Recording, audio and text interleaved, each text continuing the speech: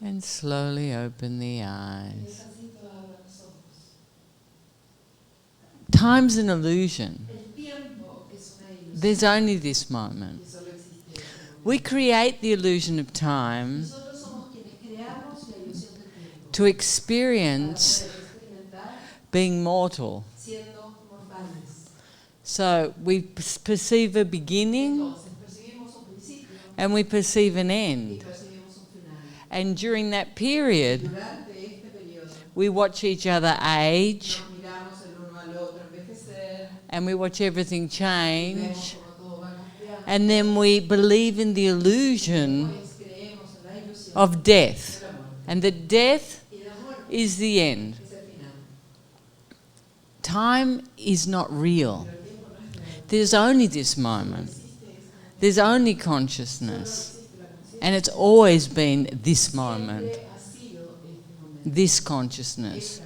And it's impossible to understand because all of our programming is supporting our illusion. We believe that everything's without, but in reality everything's within. Everything's the opposite to what we believe. We focus on fear, and fear doesn't even exist. There's only love. But the duality of different vibrations creates that illusion. I talk about this, and I know it's absolutely impossible to understand.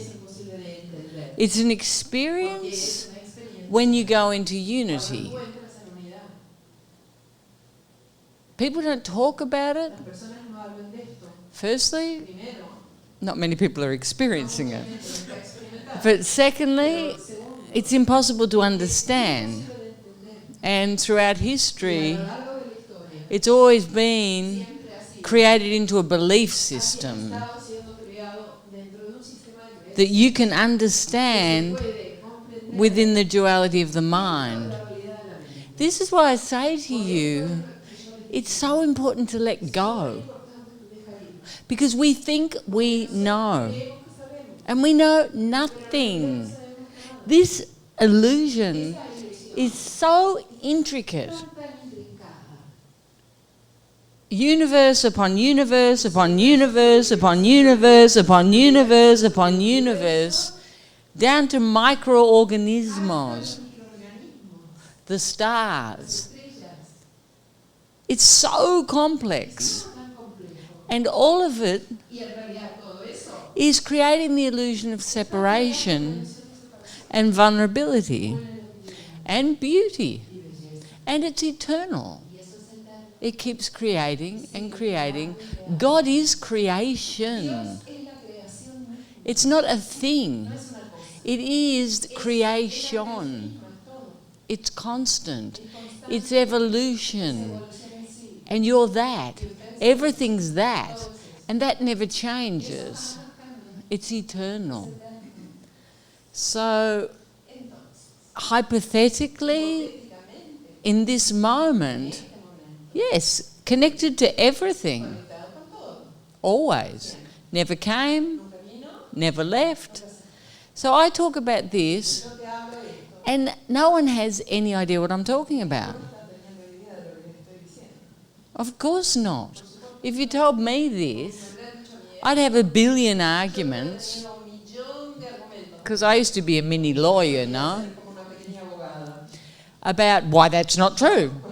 Because what I've seen with my eyes and what I know and all of that. It sounds like you're crazy.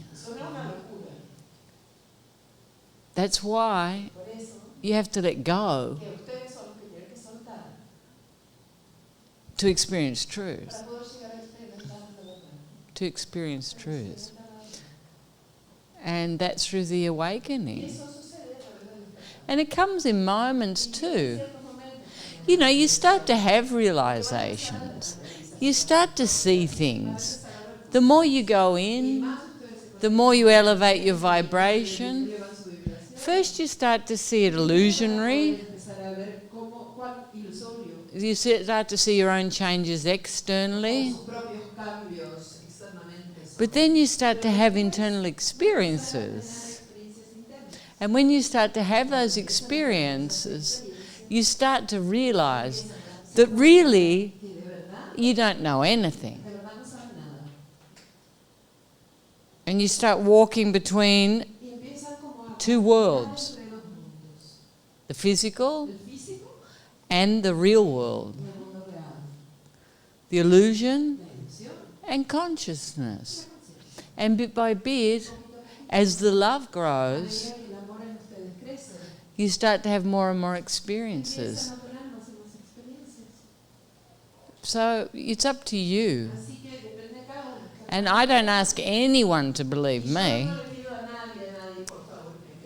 I want you to have your own experiences.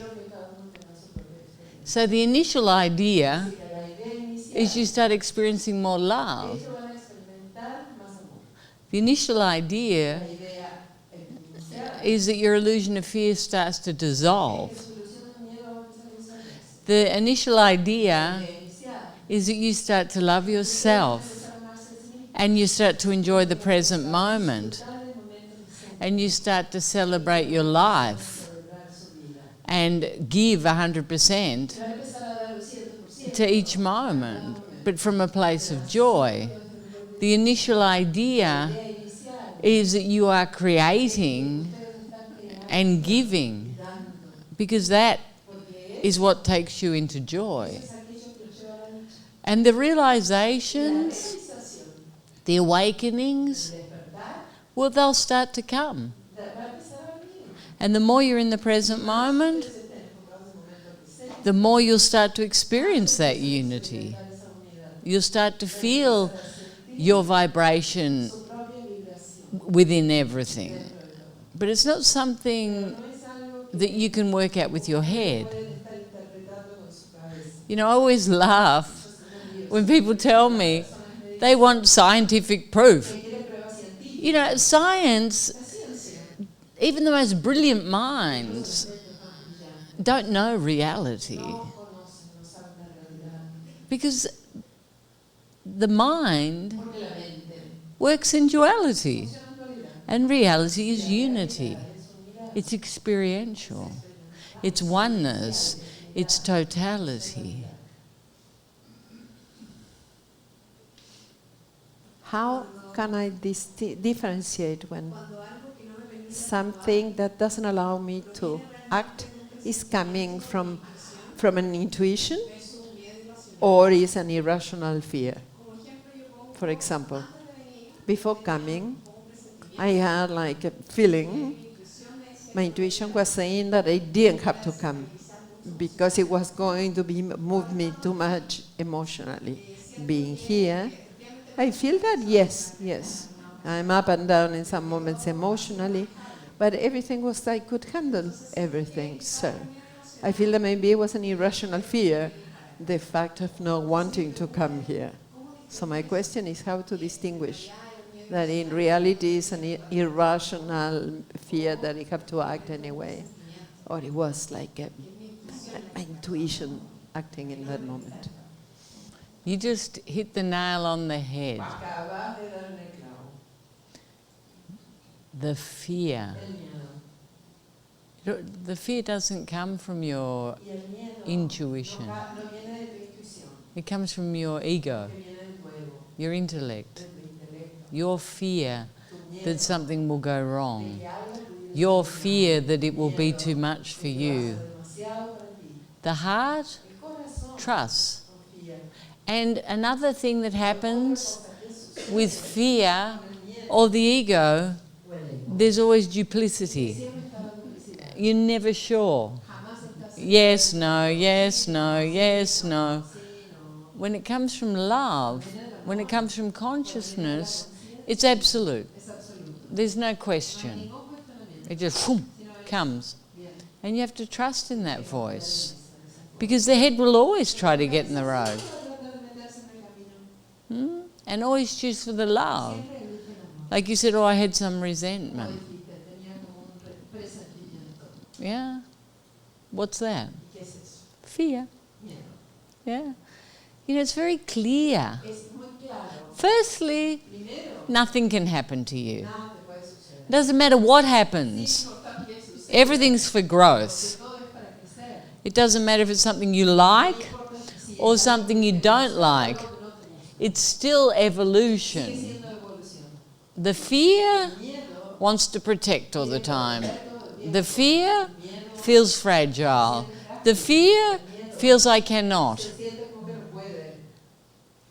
Consciousness doesn't feel like that.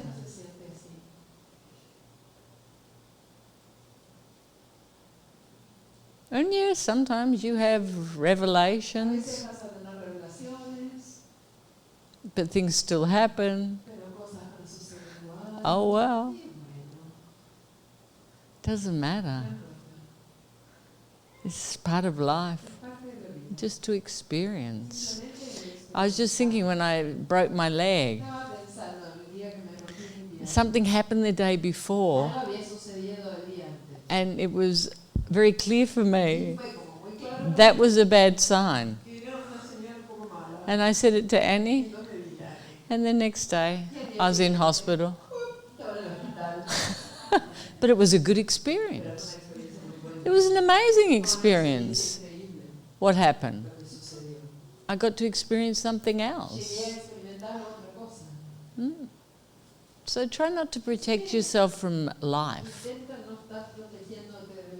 Open up and trust. Because there's always a billion wonderful things coming. And maybe one that you're not too hot about. But always life's bringing great things. When you start to say yes. Yeah? Hi, Isha. Today I saw clearly that in many aspects of my life, it's not hard for me to give, but yes, or maybe after expressing today, no, but yes, it's hard to open to receive. That opening of love in myself, to receive love. And I saw it very clearly because I wanted to be in the 6 months group that now is finishing. And I was not able to go through that opening to receive. I want to know, how can in me feed, nourish that opening to receive all what the universe has? Well, I think now that you're seeing that, you've already started to open. You know, and it's the same thing I just said to her. You allow the doubt to come. As you cultivate more consciousness, you start to feel unlimited. All those old fear-based ideas, they start to dissolve, and you start to find an internal force. And if you didn't do it this time, it's because maybe you're not ready. But now you will be. And now you'll have a yes. And now you walk through your fears. Because you can see you just abandon yourself. But it doesn't matter. You know, there's many 6 months in your lifetime. You know, there'll probably be a couple hundred 6 months. Yeah, so don't. 6 months, 6 months, 6 months, 6 months. So just open. Just open. And have a big yes. When Surya rings you and says, do you want to do the 6 months? You're going to say yes. Hi, Isha. I'm finishing my process of 6 months, and I feel super happy, super full of love. Very, very, very grateful with you, with your process, with Annie, of course, of the teachers and the teachers. And I just first, before the question, I wanted to tell you that in my process, I heard different things about the victim. At the beginning, I used to say that to feel 100% victim. During the process, they would tell me that to embrace it, to love it. But now, from the half forward, they were saying, okay, now let go of the victim. That's because they got sick of listening No, to you. pero era pues se habían cansado de escucharte. The nomás. misma historia. La misma historia.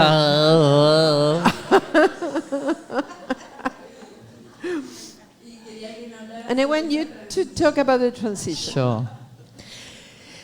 You know, I think it's one of the most important aspects of this system is it's the cathartic aspect of allowing you to be 100% victim. Move all that energy, all those judgments, all those things that spiritual people judge. Because if you're into a spiritual group, on some level, you've read things about victims and this and that, so you have a lot of ideas of how you should be. So it's as if you come into spiritual university and we tell you, we're putting you in kindergarten. Okay, and we want you to behave like that. We want you to feel everything, express everything, move everything. Why? Because 99% of everything that creates your window of perception happens when you're a child. Whether it was a reality or something you imagined, it is creating your illusion, your window of perception. So as we heal that, all those traumas, all those ideas, all those fears, all those judgments, all those manipulative behaviours which Latin princesses have,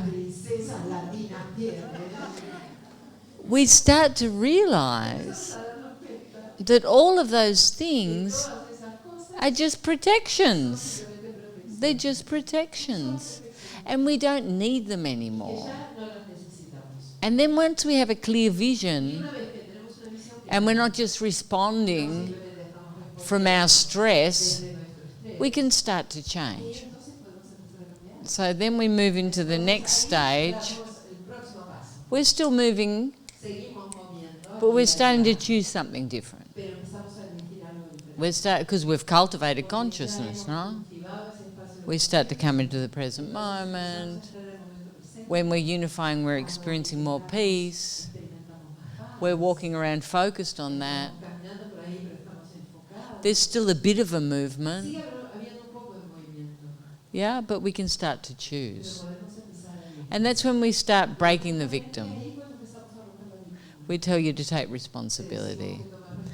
And the idea is that when the 6 months finishes, you get to that point where you have a very clear vision and you leave here with joy. And that doesn't mean that you're going to walk on water, but you have an extraordinary base to start choosing what you want in your life, and you have all of our support with that as well. And you have a very stabilized experience of love consciousness. Yeah? It's about melancholy and nostalgic. I want to know if are kind of suffering, because it seems that they have a pleasure kind of thing. And can you heal that? Don't we love the intensity of love, the loss, the memory? I was the queen of that. I used to love songs that were so dense and it was so consuming. Poetry, all of that stuff, and it's so boring. It really is, because there's so much joy in suffering. We love it. And the minute we see that, we decide to change. It's like a phase that we go through. And then we decide we don't want to do that anymore. Because it's very intense, no? Joy's more light. Love's more light. But the suffering, it's all consuming. It's so much emotion. And it's very addictive. Very addictive. And people that are poetic and creative, and they love that energy. And then you get to a point, you get sick of yourself. You get sick of that black cloud that's always following you around. Or no? And that's when you decide to get consciousness. And then you decide to come to an Isha center. And there's no clouds allowed. You know, everyone's like focused on praise, love and gratitude. You change your focus completely. Because all that drama is the victim. And it's the victim, the heavy victim. And the minute you see it, you can start to change it. So why do we do it? Well, we're taught to do it. We're taught as children that if we get into a temper tantrum or a puchera or we separate, people come and give us attention. And we do it for that. We do it to be interesting. And we swear we don't want. Go away. Leave me alone. I'm not interested. But it's not true. We want people on top of us. Are you okay? It's not that bad. You'll be okay. Come on. Life's not that bad. You're so beautiful, intelligent. How can you be so negative?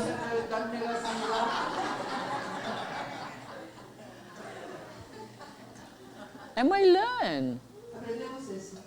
And then we change. So you can change that. Sure.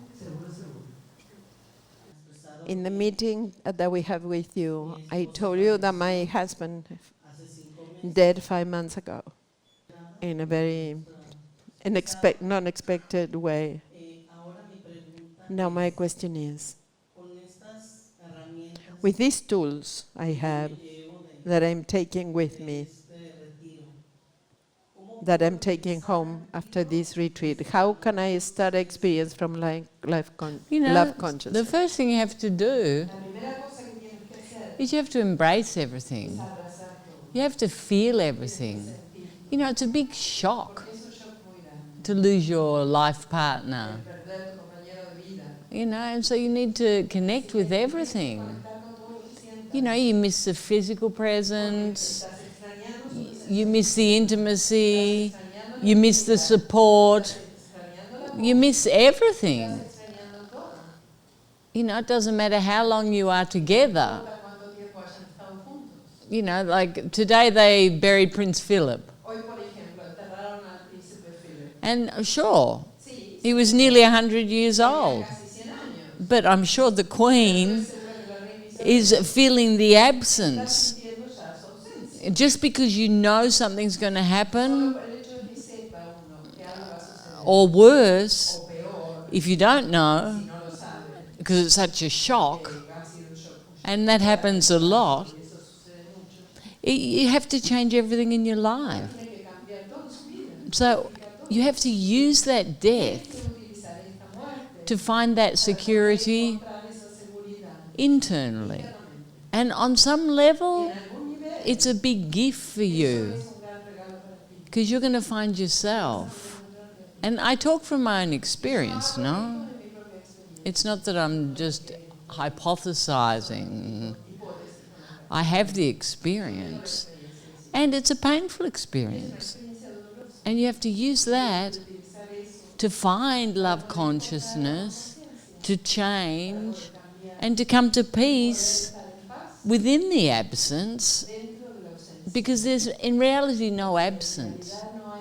You will embrace him internally. So my question is, when I do my facets, especially in the morning, I see myself like tempted to say, love, God creates me in my perfection. I say, no, it's love, love, love. And I find myself with that dichotomy, and unconsciously I did for some days, that instead of love, I say, God creates me in my perfection. No, it's love. I said, but love for me is God. So can I do that? Or I have to put more effort and say the word love in itself. Okay, honey. So the thing is, it's a habit, no? Because you're Catholic and you say God all the time. And I understand that. But it's exactly what you said. God is love. But you're going to get different facets. So it's good that you've just practiced using the word love. Because on some level, you're still looking externally. I trust in God. God will protect me. God is like a father figure. And this is not the focus. And it's okay that you believe all that. It's perfect. But we're doing this. You're going into your heart chakra. You're going into the house of love. And yeah, sure, ultimately, God, unconditional love, that high vibration, it's all the same thing. But somewhere in our heads, we have this perception of God. There's a more sophisticated Papa Noel, no? He's like he's more severe, more godly. Okay, and we've got that in our heads.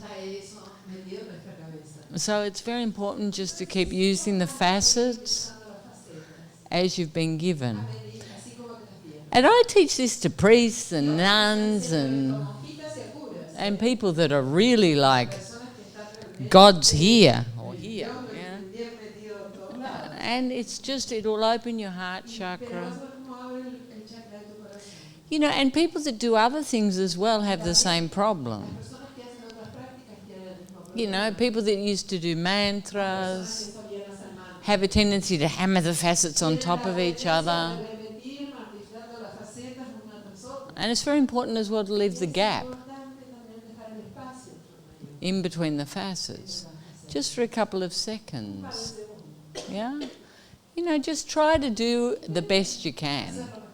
You know, if God jumps in, you don't have to start going, oh, I said God. No. It's like, oh, okay, love, God, love. It's okay. That's it. 32 years ago, a person told me that I was going to be nobody in life.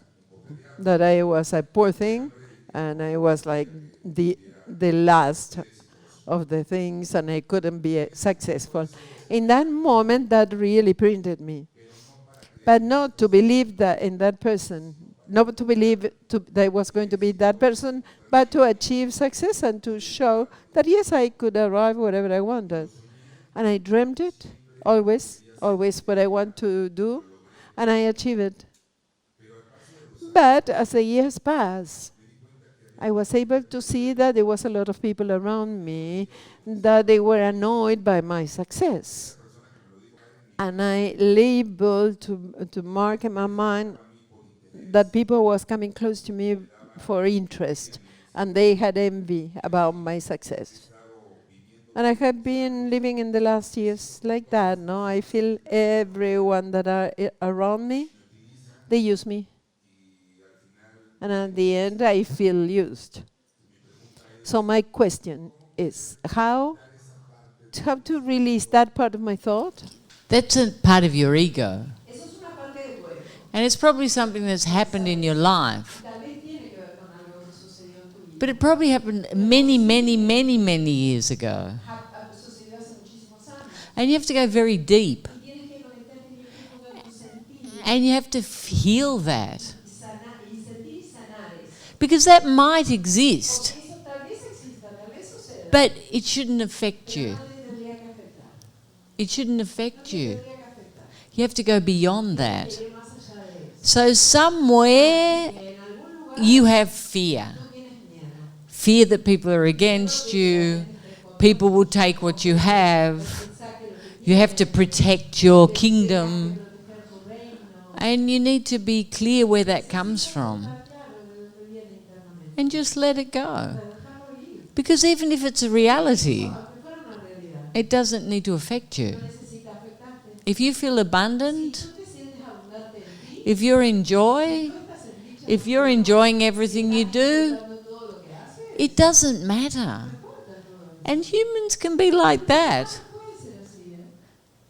Because they can't step up, they try to pull you down. Because they feel insecure. They don't feel good enough. And you have to feel compassion for those people. Don't get offended. Oh, you're always trying to pull me down.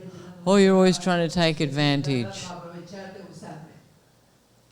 It's not important. That's their problem.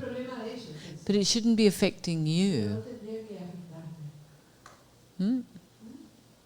And I'll tell you another thing. Life isn't just. People are corrupt. It doesn't matter. It's a Z. And lots of people aren't. It's dual. So stop looking for things to be how you imagine. And stop expecting people be like you, because they're not. That's your victim. It's a big victim. It's a successful victim. But that little boy's still there. It's like you've got the best toys and someone's trying to take them. And you've worked hard for that toy. Yeah. And also see the place where there's a bit of guilt. Guilt to be big. That's another thing. My mother taught me that. And I remember I used to run. And I was this tall when I was 13. And I was a champion runner. Like the other kids, I'd be running 2 laps and they'd be on the first one. And I was winning everything. And my mother would say, "You're making the other children feel bad. Go slower." You know? No, but really, she was my dream destroyer. Always sabotaging me. Yeah, always. But it didn't stop me. But on some level it did. There was always that guilt. I'm too big. I'm too successful. I'm too fast. I'm too this. I'm too that. I need to be more feminine. I need to be more caring. And you have to find those places too. Because it's a very intricate red within us that creates our matrix. It's not so cut and dry. It's very complex. And we have to heal it to the point where it's like this. Gracias. Come visit our webpage for books, movies, and our wonderful retreat centers. Isha's simple yet powerful system is transforming lives around the world.